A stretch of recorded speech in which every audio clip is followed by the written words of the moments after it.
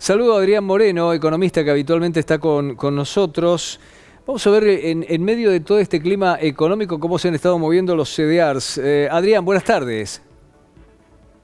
Hola Pepe, buenas tardes.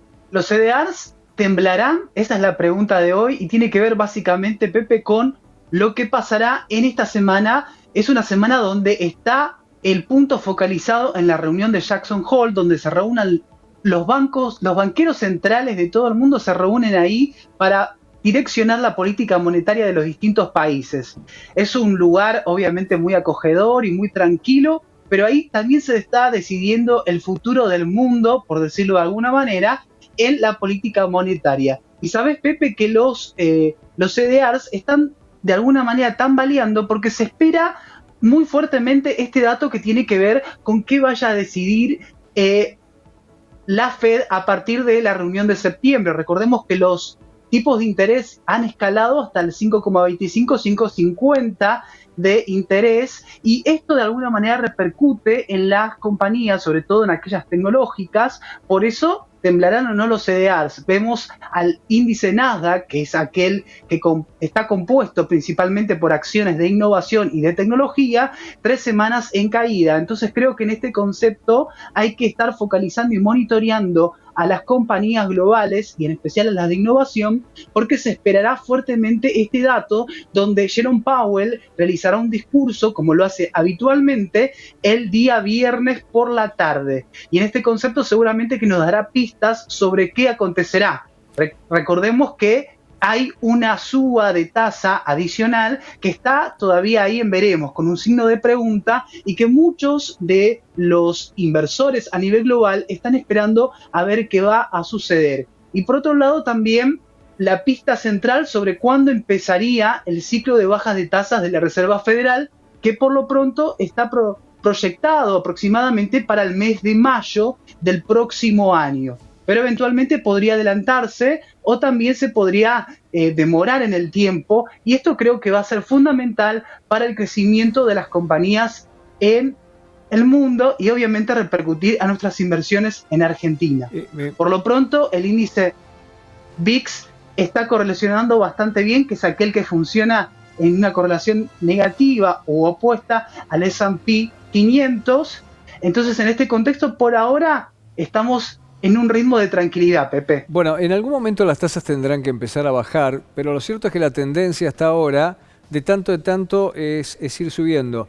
La pregunta es ¿por qué? Porque los datos de la economía de los Estados Unidos son de una gran recuperación, incluso del empleo. No hay prácticamente dato negativo. ¿Qué es lo que teme? ¿Un recalentamiento de la economía?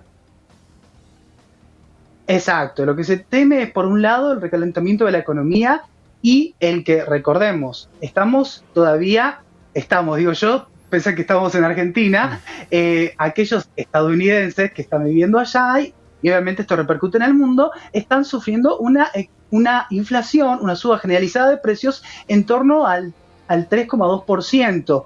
Digamos que hay que tener en cuenta principalmente el objetivo de la Reserva Federal, que es del 2%. Eso se tiene, pero a rajatabla, o sea, no es algo que vaya a quedar en el tintero, sino que va a cumplirse a rajatabla, y la Reserva Federal se muestra muy agresiva, ultra agresiva, podría decir yo, a cumplir este objetivo. Y eso también genera, obviamente, credibilidad en los mercados, pero un gran costo en aquellas compañías de crecimiento. Es decir, hasta que no se logre esto, las tasas en Estados Unidos seguirán altas. Y eso es lo que se prevé por lo menos durante todo este año. Así que eso tendrá que convivir dentro de esta economía y desarrollarse este crecimiento, pero ligado, vinculado en paralelo a tasas altas de la Reserva Federal. Bueno, Adrián, vos nos has explicado un montón de veces que no hace falta ser un gran inversor. Algún pequeño inversor que tenga Uh unos -huh. ahorros los puede poner en empresas internacionales,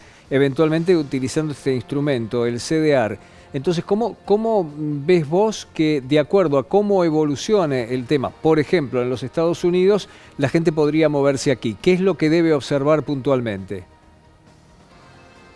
Bueno, principalmente esto de la suba de tasas seguramente es algo para monitorear y es algo que puede hacer tambalear a los CDRs en esta semana. Hoy encontrábamos a los principales índices de la bolsa neoyorquina subiendo temprano en los futuros y también después al principio de la jornada, pero luego solamente está levemente positivo el índice Nasdaq.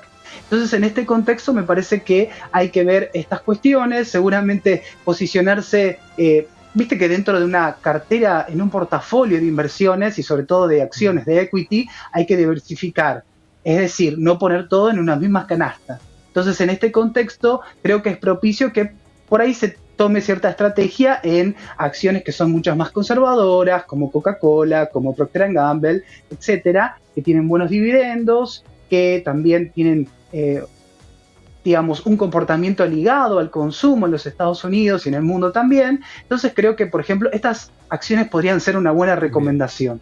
Y por otro lado, para más largo plazo, sí, aquellas que tengan más riesgo, como por ejemplo, hoy Tesla está subiendo muchísimo, está ligado al crecimiento de este sector en el mundo, u otras actividades, otras empresas que tienen sus actividades principales relacionadas con la inteligencia artificial, como Nvidia, Bien. que es líder en este sector. Seguimos en contacto, Adrián. Gracias.